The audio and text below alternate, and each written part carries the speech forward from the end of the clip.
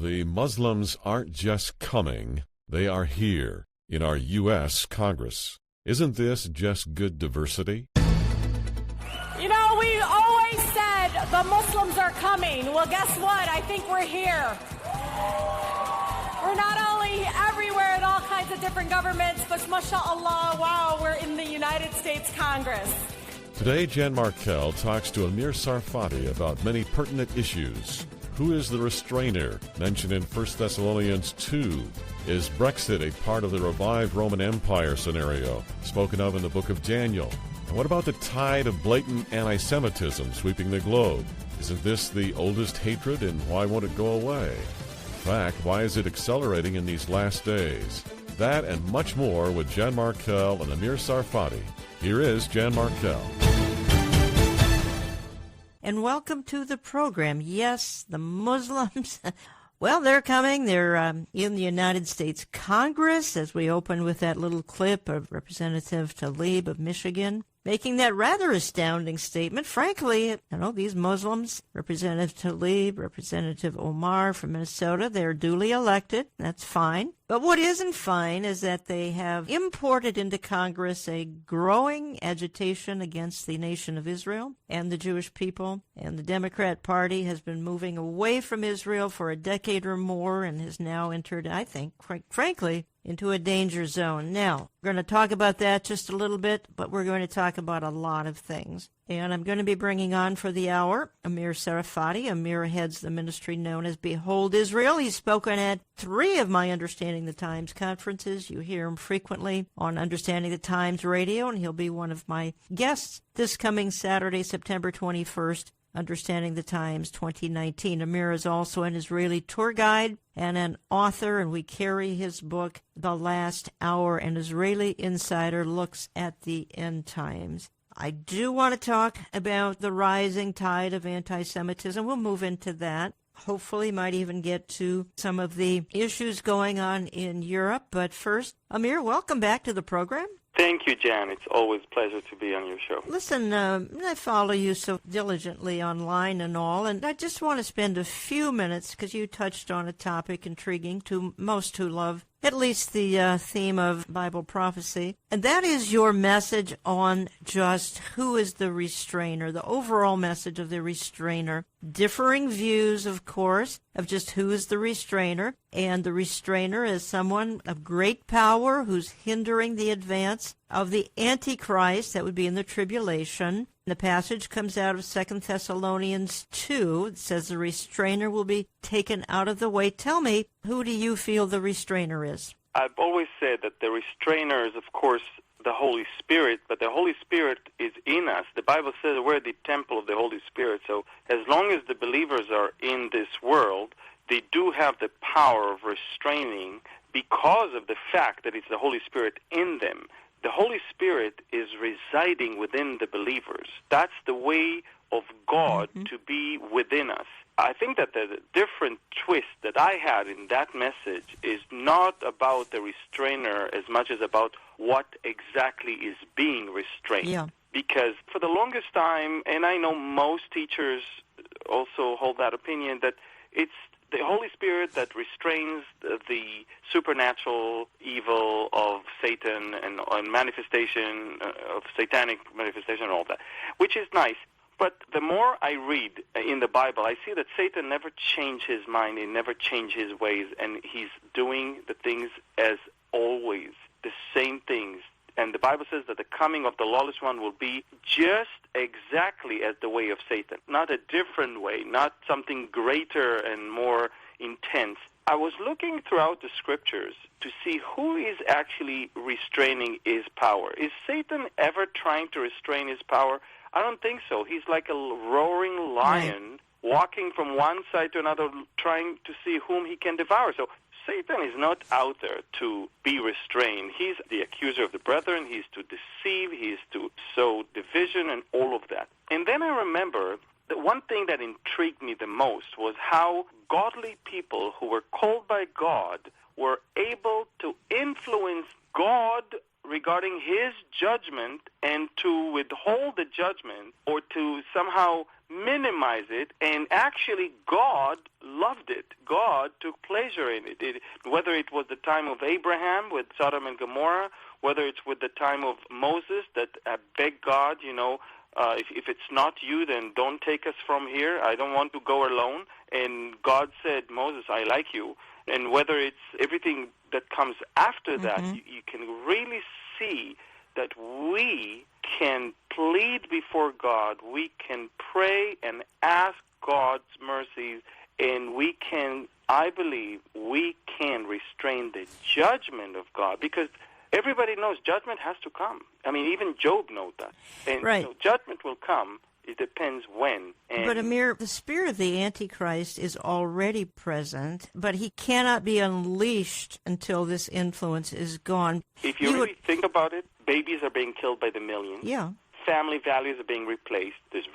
I don't see where Satan is being restrained here. No, he's not. Judgment. He's on the loose. Oh, yeah. My point is, we, as long as we're here, that's right. We're the salt.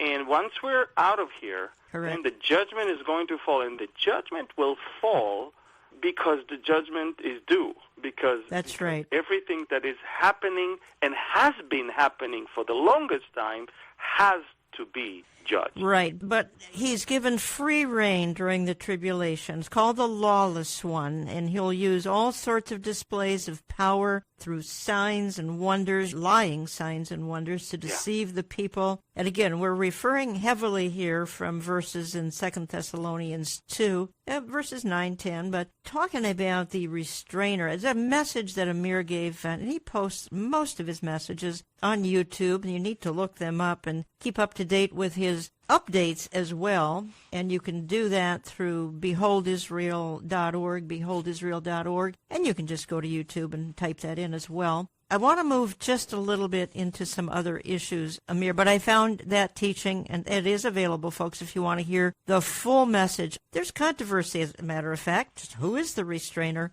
And the fact that the church is gone in the tribulation, well, that's a huge restrainer. As we've just said, we're holding the lid on a lot of things because the church is still here. At least we're trying as much as possible. I just want to touch on a few other topics. I want to just hit on Brexit for just a minute, Amir. You and I are both keenly interested in Europe, and that's because we believe that it's probably going to become the revived Roman Empire. Again, that's right out of the Bible. We are watching some efforts on the part of Theresa May to possibly bolt from the European Union. It's called Brexit. And in our discussions privately, you and I don't feel that's going to happen because Europe needs to be united, and the Antichrist probably will headquarter there. I think that's fairly accurate, what I just said, correct? Yes, it is fairly accurate. I believe that Europe, although it's kind of divided, it's still one entity.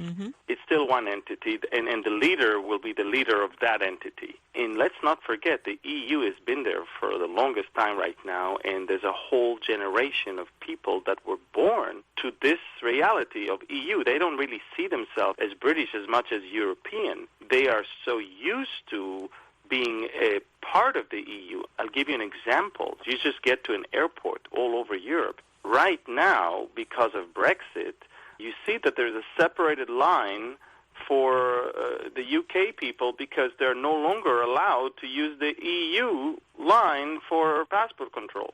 That's one little thing that makes them so angry, because they were in that shorter line just up until a few days ago. So they are now very confused. There's two problems in Europe. There is a younger generation that is completely brainwashed by the liberal media, and there is the Islamic, I would say, immigration that is giving not only its second but third generation already, and they prefer to see themselves European. That gives them a much more sense of freedom to move about everywhere and to do business with everyone. Who is the one that wants the good old UK, if not the 60 and 70-year-old ones that are watching their country falling apart? Both you and I have messages that look at Europe and the rise of global government, and we even name the names of some leaders who are prominent in this. It may sound conspiratorial, but really it is not. From the Rothschilds to the Rockefellers to dozens of others, even George Soros, they don't hide their evil intent. The evil intent is one world, one government, probably headquartering coming out of Europe. Again, that's probably They the started revival. in Europe. All of that started in Europe. And folks, that's why I often will emphasize Europe. And I know Americans, and not that my audience is just American, but I know Americans like to hear about America. But I've got to make some inroads here into understanding Europe a little bit better. So I think the conclusion is Brexit isn't going to happen, and it's because of Bible prophecy. That's what it gets down to. Now, you won't find that in the headlines of the New York Times or anywhere else, but that is the case. You're listening to Understanding the Times Radio. Let me just reset a little bit. I'm talking for the hour with Amir Sarfati, and you can learn a lot more at beholdisrael.org. We happen to carry his book, The Last Hour, An Israeli Insider Looks at the End Times. Find it in my store, olivetreeviews.org. olivetreeviews.org. You can call us at any time. You can access my print and e-newsletter where it's posted as well. And Amir is one of my speakers, September 21st, Understanding the Times 2019. In that will also include a number of other speakers, Jack Hibbs, J.D. Farag, Pastor Robert Jeffress, yours truly, and we'll just have a lot going on that particular day. Also want to reference a conference coming up in Toronto. We'll do that a little bit later so we don't run all the conference activity in together here. Amir, I'm going to move on just because a lot of topics to cover with you in a short time, but let me move on to the troubling issue that's resurfacing. It's the age-old hatred, and here it comes again. Never went away, but my goodness, accelerating. And folks, on our YouTube channel now, we're putting images and photos, so if you want to access, post it under Jan Markell. We'll have a picture of this Belgian carnival float with Jewish puppets, grinning Jews, a rat, money bags. What am I morphing into here? Simply the revival of I think the oldest hatred, anti-Semitism. We'll just spend a few minutes on it. But here's an article going along with this picture. Again, the Belgian carnival float, puppets, Orthodox Jews. It says the participants in a street celebration in the Belgian city of Aalst paraded giant puppets of Orthodox Jews, a rat atop money bags, and then the chief rabbi saying, basically, this was shocking, contains typical anti-Semitic caricatures from 1939. I did touch on this last week with Pastor Tom Hughes, but I want to talk to Amir about it just a moment. Amir, what were your thoughts when you saw this Belgian carnival float? I was just preparing to give a message on where was God in the Holocaust. Yes. During that week, I think that when I gave the message from Jerusalem, that was a day and a half after that float was on the streets of Aalst. By the way, I've been to Aalst in Belgium. I've been to that city. I know that city pretty well. So I wasn't surprised because my whole message was all about that. It was interesting to show it to the group that I was teaching and have them guessing what year do you think this one is from. And all of them were wrong, of course, because they thought it's from the 1930s, and it was 2019. So I was not surprised, but I'm saddened to see how gullible people are. I believe that we have a generation of people that don't even know what anti-Semitism is. I believe that I saw yesterday, it was published, that half of the British people don't even know what anti-Semitism is. I think that when this hatred is being injected to their minds, but in a way of culture, in a way of some sort of justice, in the way of fighting for the underdog and for the poor, there's a whole wave of let's redistribute the wealth in the world, like Ocasio-Cortez, that she basically believes that the people with money should work hard so they can give it to the people without money. But it's not about money or no money. She believes that people that work hard needs to give the money to people who don't work hard at all. And you can see it's a mindset that although you can see what's going on in Venezuela and what's going on in other parts of the world that tried that horrific human experiment, it's a delusional thing. I am watching a demonic presence in the world today, but mostly in Europe right now, that is causing people to be delusional. Yeah, it does. But, Amir, it also causes them to be delusional in the church. I want to play it's a 1-minute clip here of this Rick Wiles, and he's online broadcaster. Sadly, he's got Christians, evangelicals watching him. You may say, oh, Jen, this is extreme. This is fringe. I'm sorry, folks. This is not as fringe as you think it is. This is broadcaster Rick Wiles and how it's creeping in to the evangelical church. We're going to reveal to you how Kabbalah wizards in Israel are scheming with American evangelical church leaders to use President Donald Trump to pave the way for the building of a third temple in Jerusalem. I'm aware that some people think I'm obsessed with talking about Zionism and Kabbalah. They say I should move on and talk about Bible prophecy and the coming of the Lord. But I don't know how anybody can ignore the bizarre religious alliance between Israeli Kabbalah wizards and American evangelical church leaders.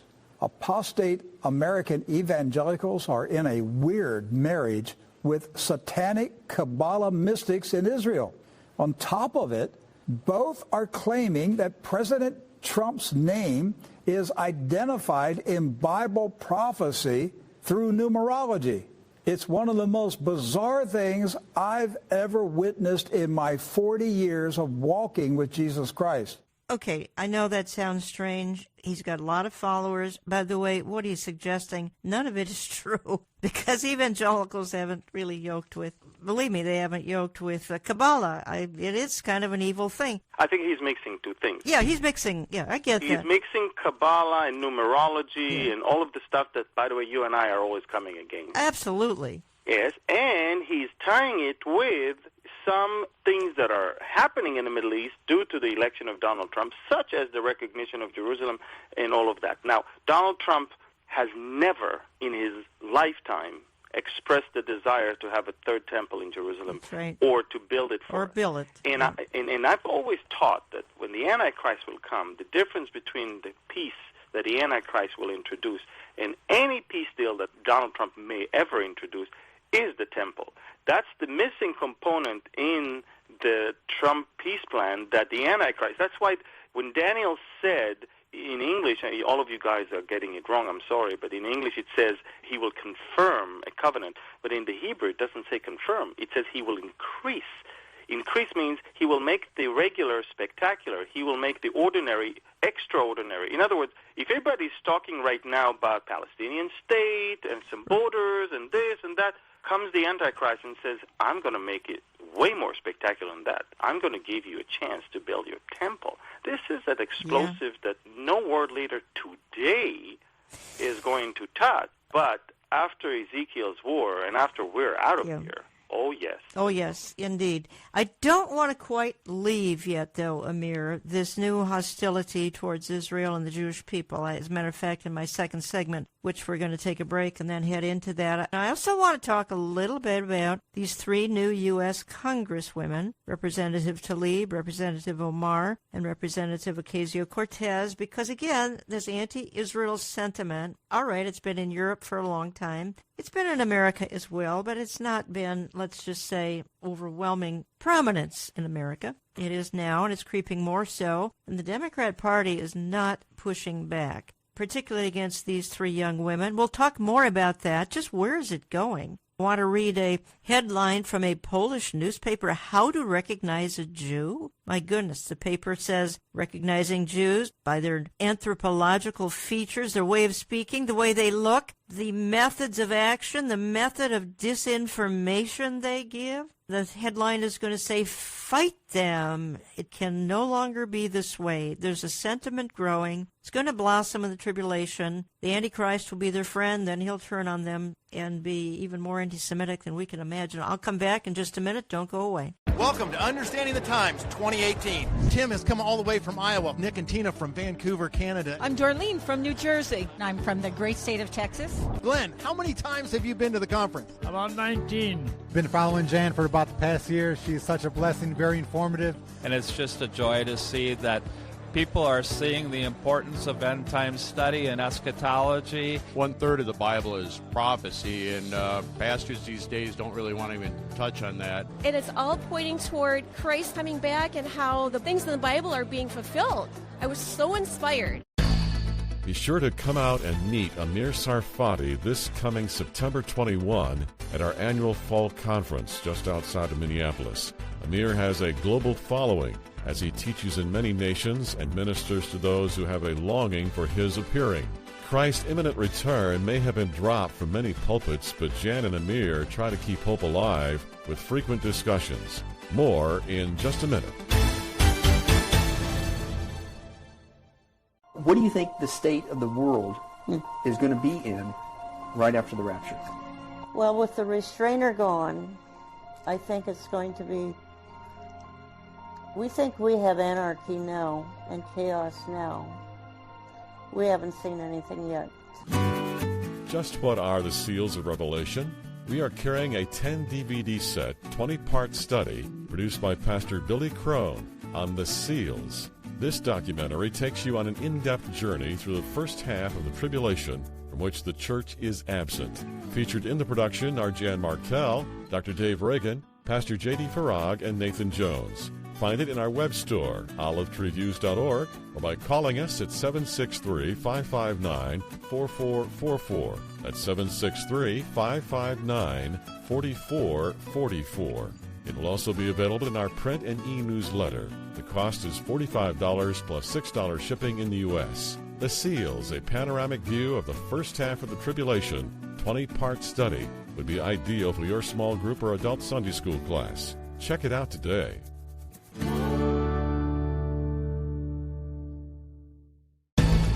Hamas, Islamic Jihad, and the Muslim Brotherhood had successfully infiltrated into the House of Representatives of the United States of America. I think that you can see that how all of them, at least Talib and Omar, they're walking surrounded with all of these people, standing proud and walking down the aisles and kicking anyone that is not, aligned with them aside, and proudly saying Islam has infiltrated. We're now inside the Holy of Holies of the nation of the United States, and that's the Congress.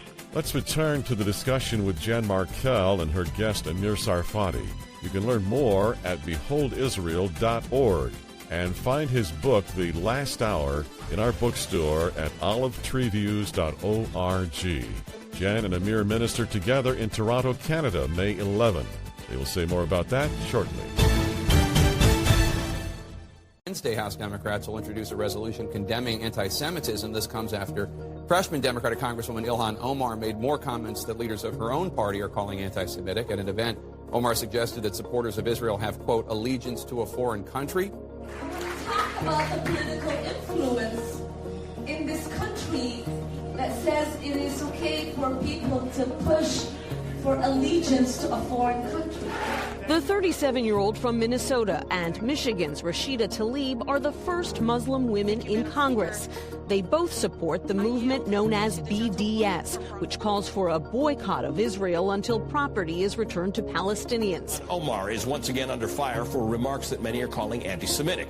Omar suggested American supporters of Israel are pushing people to have a, quote, allegiance to a foreign country. She found herself issuing another apology after suggesting over the weekend that AIPAC, the pro-Israel lobbying group, had bought the support of her colleagues. And welcome back. Talking for the hour with Amir Sarfati. Learn more at beholdisrael.org. One of my speakers coming up Saturday, September 21st. You can follow where he's going to be teaching and speaking, which is global. In April, he'll be in, I know he'll be in Romania for sure. We're talking a little bit about the anti-Semitic wave that's just sweeping the world, and now it's moved into America. Anti-Semitism would teach, believe, promote that the Jews are, some terrible things, control the banks and the media, or that perhaps simply are very good but sneaky with money. All of these terrible things that have been promoted for, frankly, centuries. But then it branches into anti-Zionism, that the nation of Israel should not exist. and that Christians should quit being the benefactor of Israel and, in the cause of social justice, start supporting the so-called Palestinians. And that's what's going on. And it's going on in the U.S. Congress. Amir Tsarfati, your thoughts when you heard that we do have some Muslim representatives in Congress. Now, again, duly elected, all fine, but the sentiment is not so fine. Well, I think that Hamas, Islamic Jihad, and the Muslim Brotherhood had successfully infiltrated into the House of Representatives of the United States of America. I think that you can see that, how all of them, at least Tlaib and Omar, they're walking surrounded with all of these people, standing proud and walking down the aisles and kicking anyone that is not, aligned with them aside, and proudly saying Islam has infiltrated. We're now inside the Holy of Holies of the nation of the United States, and that's the Congress. I think that the group of people that should be shocked more than anything is the Jewish people in the United States of America. You have to understand, 80%, if not more, of the Jews, they vote traditionally for the Democrats. Mm-hmm. And although in the last election it was 70%, but you're talking about the vast majority of the Jewish people vote for the Democrats. And by the way, this is something that Franklin Roosevelt managed to do, to swing them into the Democratic Party in a socialist flavor, is some sort of an alliance that he had with both the African Americans and the Jews. And ever since, they are actually in that party. So they've been the greatest supporters financially and morally and ideologically. You're talking about all of that. And suddenly, 3 members, young ones, and all of them are now speaking against not Israel necessarily, against the Jews in America. And the funny thing of all is that the Democratic Party is taking a resolution against anti-Semitism, but together with it, they lumped with it Islamophobia, white supremacy, and all of that, and they did not condemn the words of Omar. They did not. That's right. They did not condemn the words of Omar. And the Jewish people in America were shocked. And I'm telling you, I'm not surprised, because the same thing happens right now in the UK. Jeremy Corbyn has replaced the Jews with the Muslims, because he sees the Jewish number is shrinking, the Muslim number is growing. There is an exchange that is happening before our very eyes. That happened in the Labour Party in the UK, is happening now in the Democratic Party in the United States. The Jews are being replaced with the progressive and then the liberals as well as the Muslims. They're all buying the Muslim votes by having those type of vocals being heard. I think our listeners are kind of intrigued as to why Jewish people always seem to hang with the Democrat Party. Let me just speak from some personal experience with my own Jewish family and all. And Jewish people often feel they should be supporting the so-called underdog. Okay, I use that word loosely. The downtrodden, so to speak. After all, the Jews have been the underdog, Holocaust and other things. And they perceive, I believe misperceive, that the Democrat Party will indeed take care of the downtrodden. In fact, the Democrat Party will get them dependent on government. Also, some of these Jewish people come out of socialist nations. My grandparents fled socialism in Russia. Help us better understand this. You know, I've always said that Hitler killed 3 generations. He killed the first generation physically, the second one mentally, and the third one spiritually. Mm-hmm. I believe with all of my heart that the deception is something that is destroying the Jewish communities in the United States of America. They truly believe that the Democrats are actually really working for the poor, for the underprivileged. And let me tell you something, they totally forget that the people that actually abolished slavery were the Republicans. That's right. They totally don't understand that if anyone loved the words of Omar, was the leader of the KKK. Mm-hmm. He actually said that he agrees with her. And I can tell you also that what they do is they're enslaving the underprivileged rather than making them free, breaking the chains. They put the chains on them.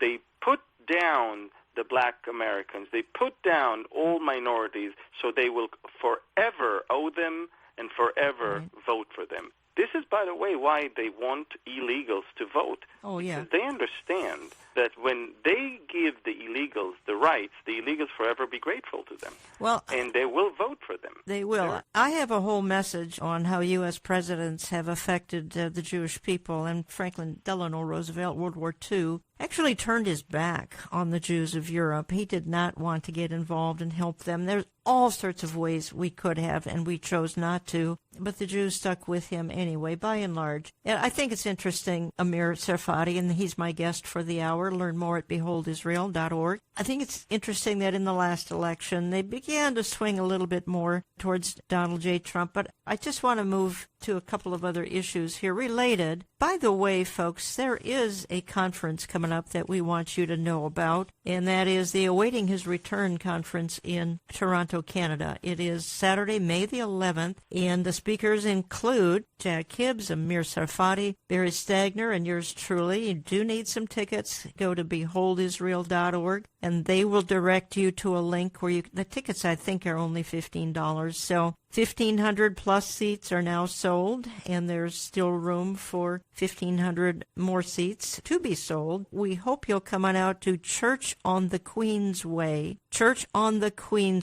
in Toronto, Canada, Saturday, May 11th. We'll talk more as we get closer to the date about potential live stream and or DVD sales, things like that, because that's a Behold Israel decision. I just want you to put it on your calendar if you're anywhere near and you have loved ones anywhere near Toronto, Canada, for Saturday, May the 11th. We carry Amir's book, The Last Hour, an Israeli Insider Looks at the End Times. Find that at my store, olivetreeviews.org, print and e-newsletter. You can call us as well. Amir, a couple of things here. I'm not quite leaving the topic yet of the marginalization of the Jews. And again, I read a headline here, How to Recognize a Jew. Poland's parliament faced international embarrassment recently. One of its lawmakers spotted a newspaper on sale at the parliament's hotel. How to Recognize a Jew. I referenced this first segment. You can recognize them by anthropological features. Hey, folks, that's called profiling. By their way of speaking, features of the character, the methods of action. Okay, I kind of know what that is. The methods of disinformation anywhere. Then the headline went on to say, fight them. It can no longer be this way. So that kind of morphed into a little bit of topic about some new Congress people in our U.S. Congress who are, let's just say, they are not pro-Israel. Amir, I'm not quite ready to leave this because, let me get to my little survey here. There was a recent survey, and now I'm going back again to the church. I played that clip of Rick Wiles in the first segment, and he represents the church, fringy perhaps, but nonetheless, evangelicals listen to him. Christian Post reports on a Lifeway Research survey, 77% of evangelicals over 65 still support Israel, her existence, and prosperity. Only 58% of evangelicals 18 to 34 say same. Adding to the survey, Joel Rosenberg and Chosen People Ministries, and they say, unless the church gives younger believers a healthy, balanced, solidly biblical understanding of God's love and plan for Israel, overall evangelical support for the Jewish state could be very well, it could plummet over the next decade as millennials represent an ever larger percentage of the overall church body. Amir, you address churches on a regular basis, and plenty in that congregation of attendees are younger people. You are connecting with some of them. How do you do that? I believe that in this whole age group of, I would say, 18 to 30, a lot of them understand that they're being brainwashed. And they're being brainwashed in so many different areas. And one of them is, of course, Israel. And I think that especially when among the new believers, those that have this first love, the first thing they do is run to the Bible. First thing they do is eat and devour the Word of God. And that's where you find the truth. And that's where you understand God's heart for Israel. And God, if that's what God's heart for Israel, then that's what believers should have also. The problem that we have is that the millennials are attending more and more churches that don't teach the Word. Churches that are more trendy in their music, in their feeling, in their supernatural things, in their healing. And then the healthy teaching of the Word of God is not there. And to some degree, the teaching, if there is one, is actually against Israel in order to attract people that are into social justice. Social justice, it's the new mantra. The rights of minorities and all that. So you can see that there is a small percentage of those young people that open their eyes to understand that the lie. Now, this is why, as a ministry, we invest heavily in that age group. And this year, we're going to bring 100 youth from more than 18 different countries from 5 continents. And we sponsor half of them completely. We fully sponsor half of them because we believe in bringing them to Israel, teaching them firsthand, on location, what's going on, teach them the Bible, let them see for themselves with their very eyes, and then send them back home to make a difference. How can young people connect with you on these kinds of tours? Well, first of all, they can connect with us through our website, and they can apply for a scholarship, and they can also register if they do have the funds, which we encourage them also to come. I mean, it's not only for those who cannot afford. But we believe in that age group, and we believe that the key, just as you said, is in investing heavily in that age group when it comes to Israel and when it comes to the Bible. On our website, they can find it. Next year, we're going to have another tour. Last year, we had 50 people. This year, we're going to have 100. Hopefully, next year, we might even have 150. I truly believe with all of my heart that it's not just an American thing. It's a worldwide thing.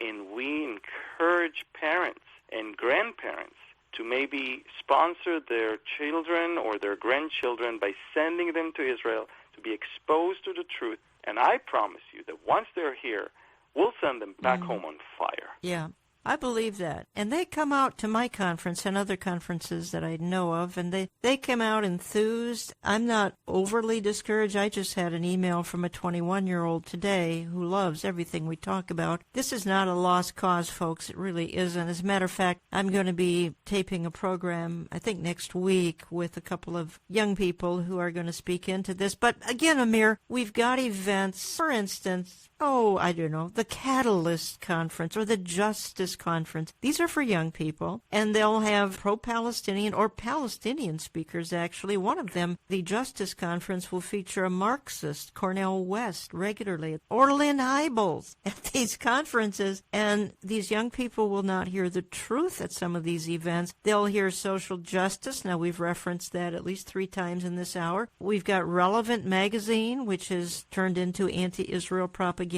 and is seducing some of these younger people. We've got some, I think, I'm going to say troubling theologies. I won't call them false, but I mean, I wouldn't buy into them. Kingdom Now Dominionism, that's pretty close to a false theology, and we've got a lot of young people believing that the church will make the world perfect, etc. Replacement theology racing through our churches. Christian Palestinianism is kind of new, and that's taking off. And Amir, you already referenced it, and that is, what they should be hearing, they're not hearing in the pulpits. The churches are silent on this topic, the importance of Israel and how young people need to understand it. It's silent in our pulpits. And that's, I think, this is the biggest epitome that we have in Christianity today. I cannot expect from a non-believer to love Israel and support Israel. I mean, it's good if he does, but I cannot expect that from him because there's a lot of evil forces and brainwashing and spiritual attacks and blindness. But I should expect from those who attend the house of God to hear the word of God, I should expect them at least to know. And that's the problem. The Bible is not being taught.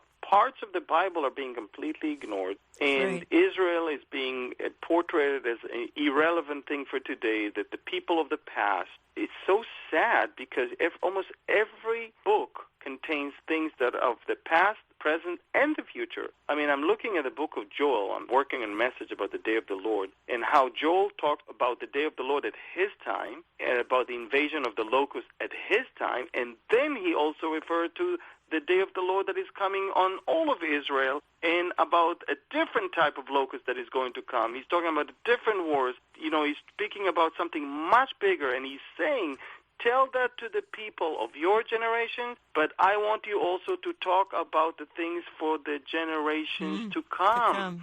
And that's the sad and tragic thing. They don't think about those things as in things of the present and the future. They only look at the Old Testament as something old and outdated. And then this Israeli newspaper summed up this little survey that I've been talking about here for 10 minutes. It says, this is a generation, again, we're talking about the younger generation, that is suspicious of anything that is presented without explanation. They don't want to be political pawns. They don't adopt automatic views and position. In order to connect with them, in order to connect them to Israel, we need to make a case for why they should support it. Future U.S. policy towards Israel is at stake. That's an important line I just said, folks. Future U.S. policy towards Israel is at stake. Again, we're talking for this last segment anyway, about young people drifting away from any kind of interest in God's covenant land and people. Younger people don't have the automatic support for Israel that their parents' generation had, and that's just a fact. We're going to wrap up our segment here, our hour, with Amir, and what we need to cover in my closing segment is the so-called deal of a century. That's, well, quite frankly, the Israeli election is coming up here in the next week or two, April 9th, and then possibly following that is this so-called deal of the century. Amir Tsarfati and I will talk about it in my closing segment. Learn more at beholdisrael.org. Find his book in my store, The Last Hour, it is called. Don't forget to look into that Canadian conference in Toronto. And I just want to say a word about our social media because we've got a presence on Facebook, on Twitter, and Instagram. Our Instagram is absolutely dynamite, folks. Check it out on Instagram, Olive Tree Ministries. Beautiful, beautiful artwork being done over there. I'm coming back in just a minute. Don't go away. Why are you at a prophecy conference? Jack Hibbs gives the message in a way that is understandable, that is real. Have courage, stand on the gospel, and fight. So many things Amir said brings this book to life. It was very clear, and he's a great storyteller. I loved it. Listening to Jan and Amir and Jack Hibbs and JD, we realized we needed to find a church that actually taught the Bible. We love hearing from listeners. You can always reach us at Olive Tree Ministries, Box 1452, Maple Grove, Minnesota, 55311. That's Box 1452, Maple Grove, Minnesota, 55311. Call us business hours at 763-559-4444. That's 763-559-4444. Or contact us through our website anytime at olivetreeviews.org. Amir Tsarfati feels there is one issue that could defeat President Donald Trump in 2020, and that this should concern evangelical voters. They conclude their interview in the next segment and consider that issue. Stay tuned. Why not save the date of Saturday, September 21 for Understanding the Times 2019? Tickets go on sale June 1st for $25 and include lunch. We will be selling general admission seats only and no assigned seating. Speakers this year include Dr. Robert Jeffress, Amir Tsarfati, Pastor Jack Hibbs, Pastor J.D. Farag, and Jan Markell. They will help you understand the times and become watchmen on the wall. Location once again is Grace Church in Eden Prairie, Minnesota, just outside of Minneapolis. The teaching is timely and the fellowship is unparalleled as you make friends for life. Save the date and visit our website's conference page for a list of hotels and other pertinent information. That's olivetreeviews.org, olivetreeviews.org. We hope to meet thousands of you September 21, just outside of Minneapolis.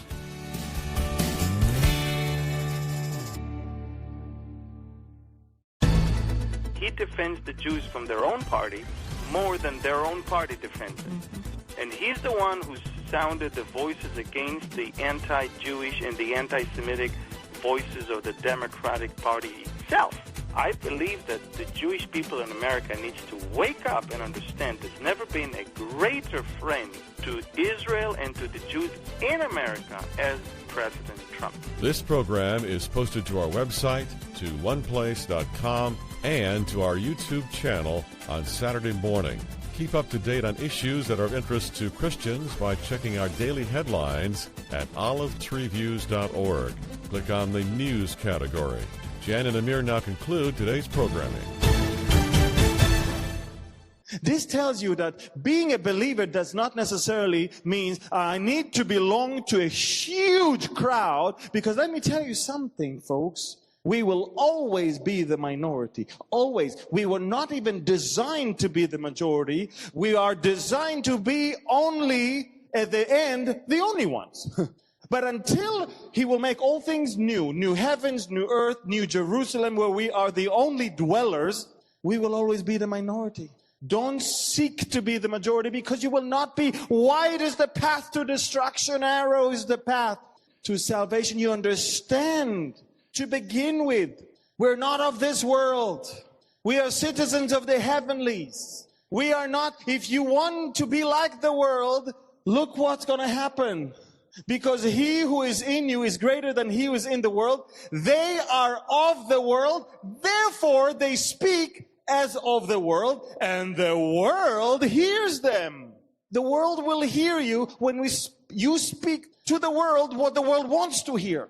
The world will not hear you if you speak the truth. And that's why I sometimes call this program Radio for the Remnant. And I know a lot of you contact me, and you do feel alone, you feel isolated, you feel you're telling the truth, and nobody wants to hear it. Well, please be encouraged. There is a remnant growing. It's around the world. Some of them come out to Understanding the Times events every fall in Minneapolis, Minnesota. I hope you'll consider doing that. Tickets will go on sale about June 1st. They're $25 a piece, general admission this year, and that includes lunch. So we hope you're getting a real bargain for just $25. The venue seats about 4,500 folks. We'll fill it up. Let me just quickly, I want to move into my closing segment here. Remember, this program is posted. You're leading busy lives. You're running around if you can't catch it on radio. My website, or even better yet, YouTube, where we're now accenting everything with photo illustrations of what we're talking about. It's under Jan Markell. You can subscribe under that channel. But I want to move in here quickly, as time's running out, to my closing segment with Amir Sarfati, beholdisrael.org. And off air, talking a little bit to Amir, we got huge things coming up, like the Israeli election, April 9th, followed maybe by the deal of the century. What is that all about? Is Donald Trump going to betray the evangelicals who elected him and give away or divide Jerusalem, perhaps create a Palestinian state? Nobody better to ask that about than Amir Sarfati, who is an Israeli.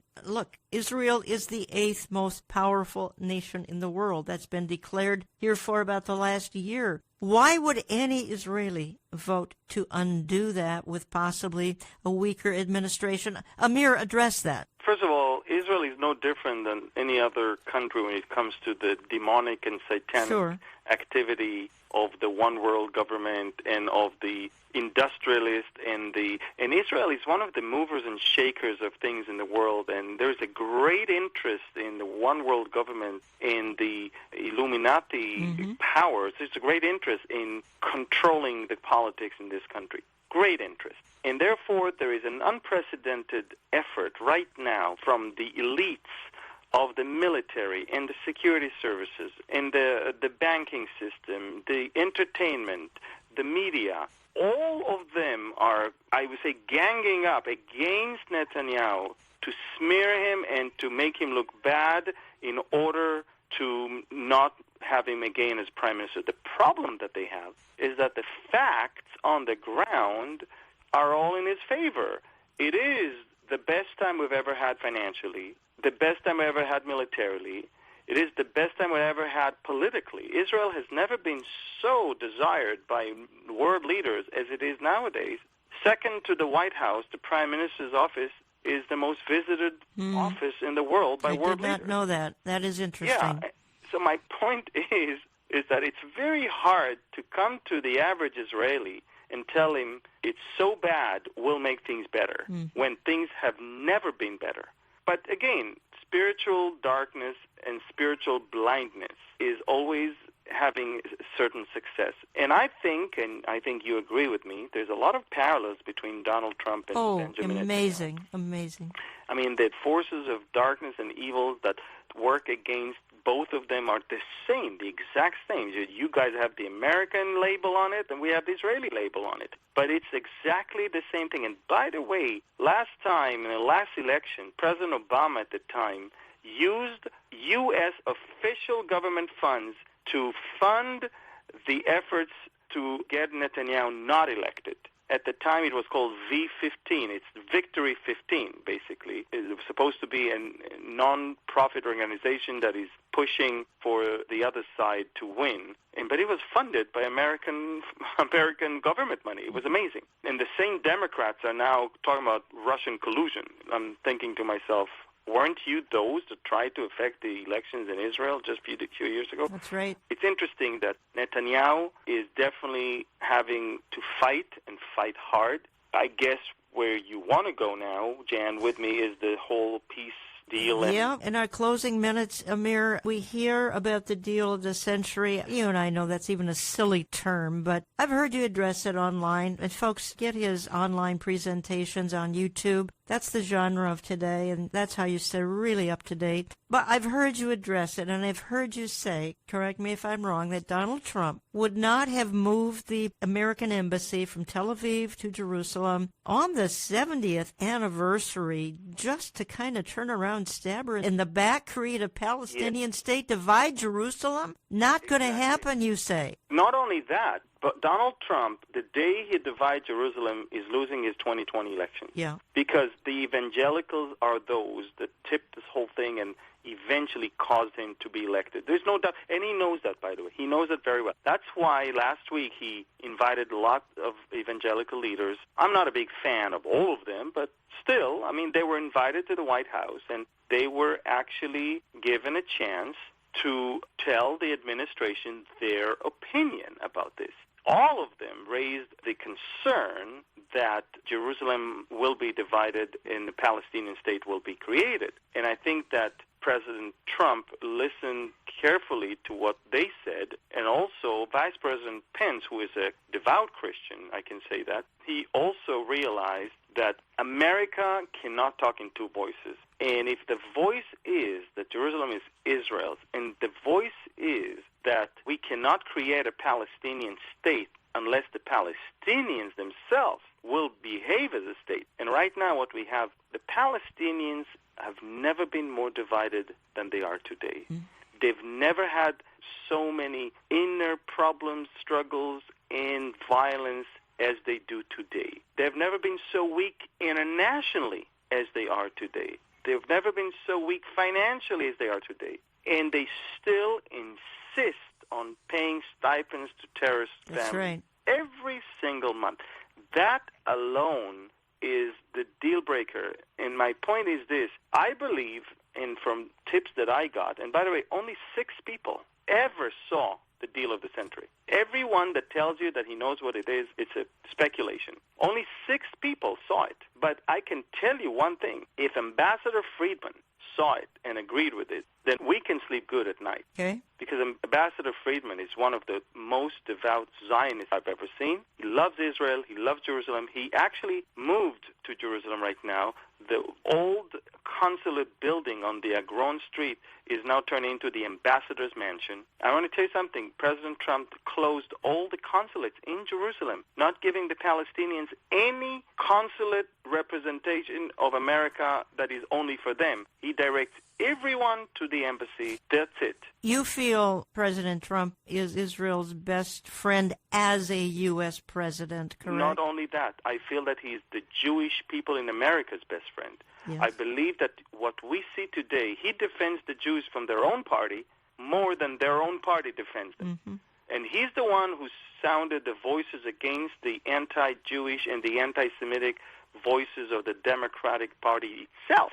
I believe that the Jewish people in America needs to wake up and understand there's never been a greater friend to Israel and to the Jews in America as President Trump. I'm just saying the only thing we have to remember as believers is that when he's engaged in this whole deal, he has the interests of the United States of America, not of the evangelical church. He needs to take in consideration the Arab world, Europe, You're right. Asia. He needs to take in consideration so many things. So if he's going to present something, I am sure not all of us will like it, but I can tell you one thing. I am banking, as always, on the refusal of the Palestinians to accept it. Yep, and I think that's a key, Amir. Yes.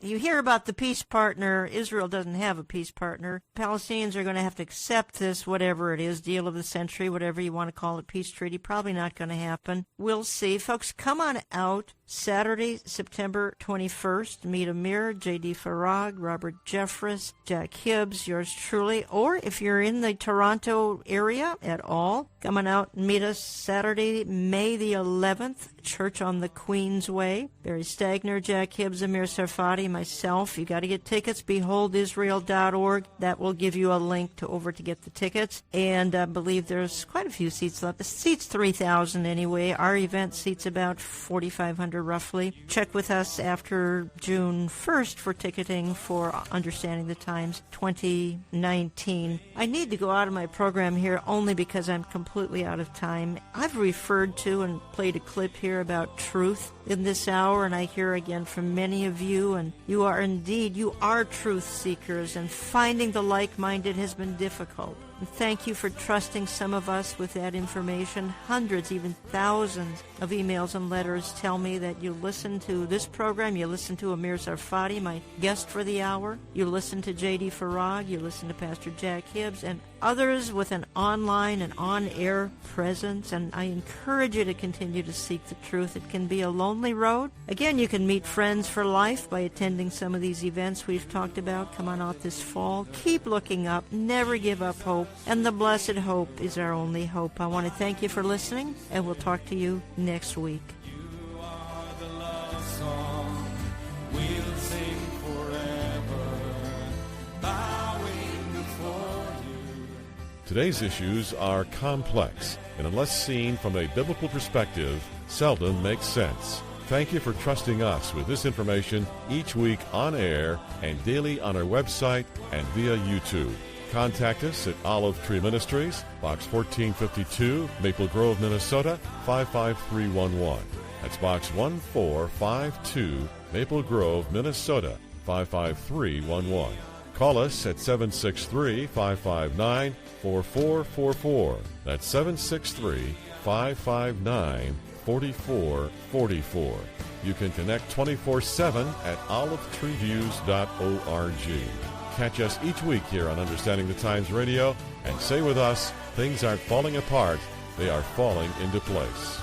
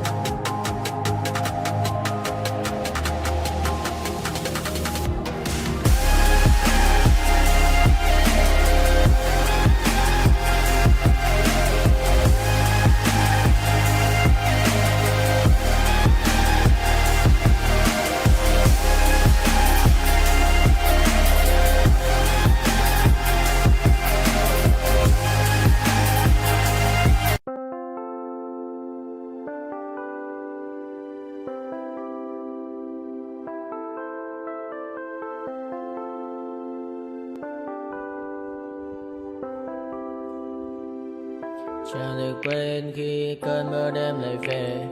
Em được quên lời thề và ta như đông chìm sâu. Không gần mới em anh nhận màu. Em chỉ cần mơ đâu em bay. Chỉ còn là những cơn mưa vô giá. Cho bên mơ em không mơ hay nhẹ. Anh một đêm mơ chỉ cần bên em không được cơn nhớ và chỉ khôi. không còn nhớ và người ta bên nhau như ngã thở. Muốn em phải say em chỉ của mấy em ở đây, và anh như muốn chết đi nhưng không muốn em mãi mà mày. Tình yêu làm cho ta đau đầu, không em như nằm hâm mộ. Anh như đứa mong cầu và vui bên em ngủ sầu. Chắc có mai mà mơ, chỉ có bên em nhưng đừng có mơ. Em vẫn đang dài, em muốn bên ai, anh không mong gì hơn, chỉ mong em sẽ ở đây ôm anh thật gần. Anh chỉ mong đôi ta được có nhau, và đừng em đâu anh có em, muốn em bên anh có em. Ta sẽ trao nhau môi hôn thật sâu, ôm anh.